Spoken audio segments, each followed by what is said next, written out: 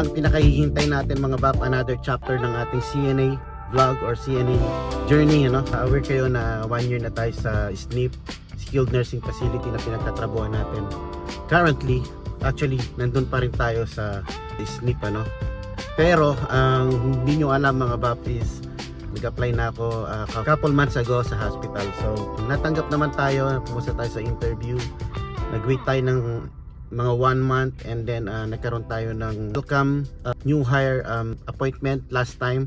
This time siguro na-upload ko na yon. So, yan, sa mga nanood, maraming salamat.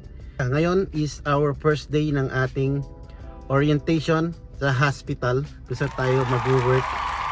So, yeah, for today's vlog mga kabak, stay tuned. Medyo kukuha tayo ng mga clips regarding dito sa ating first day of orientation sa ating new job as CNA in hospital. Okay, so let's go mga bab, samahan nyo ako. Pero before yan, syempre i-intro muna natin.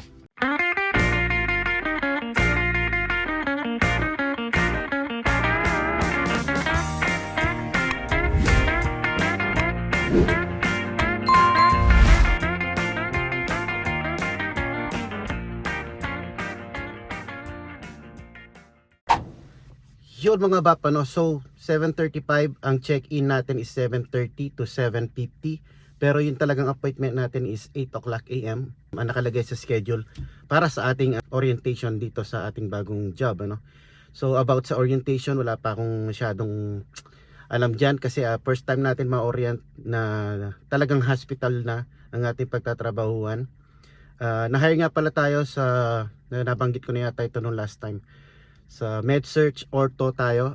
Knock-shift pa rin, knock-shift pa rin tayo. Ang good thing is 12 hours lang duty natin, 3 days ang duty natin sa 1 week. So yan yung tinatawag na 3 days na noon pa natin gustong makuha, no? So ngayon nakuha na natin. So yeah, first day of orientation natin. Update ko kayo mamaya kung ano yung pwede natin kunin na clip.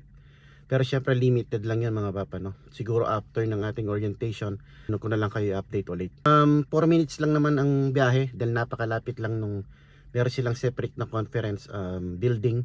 Doon tayo pupunta, 4 minutes away from here sa apartment. And yung mismong hospital na pagtatrabahuan natin na hindi muna natin i-disclose sa inyo yan. In the future, malalaman nyo rin kung saan akong hospital na hired or saan tayo hospital na papasok, ano. Basta 8 minutes away lang dito sa apartment yan, hospital na bagong papasukan natin. So it's more convenient, gas save, tapos time save pa rin.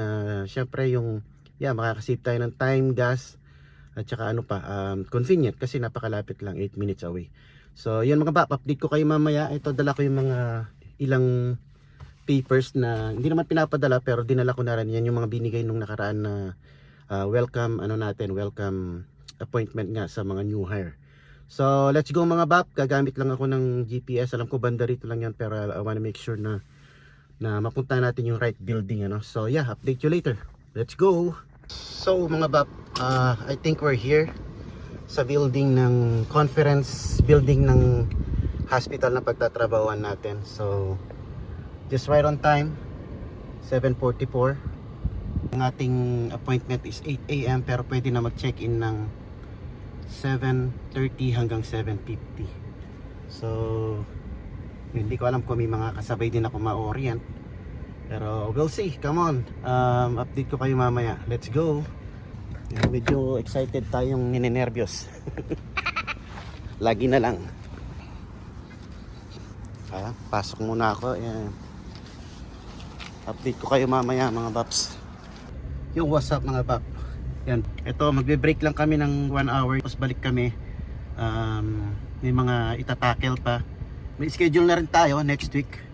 Yung training is 2 weeks the morning, which is 6 days lang naman yun. Kasi tayo mag-duty ng umaga. And after that, lalagyan na tayo sa knock shift. Kain muna ako and then balik ako mamaya dun. Okay. Yun, tapos na tayo mga bab, kakalabas lang natin. Alright, we're done.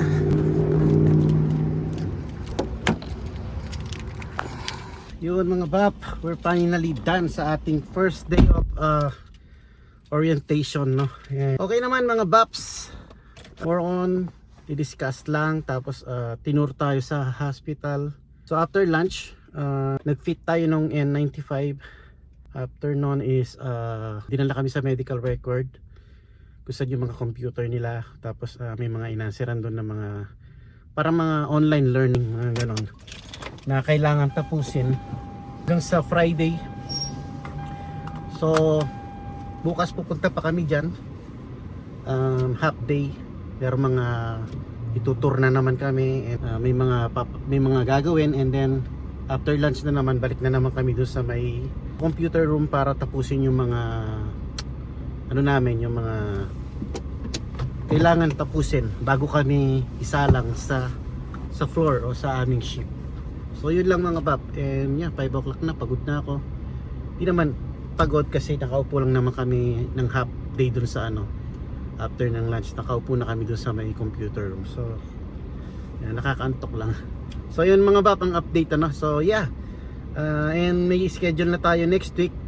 Yung nabanggit ko na yata kanina to, 2 weeks tayong nag-work ng pang umaga muna, dahil ganun talaga pagka umpisa, no?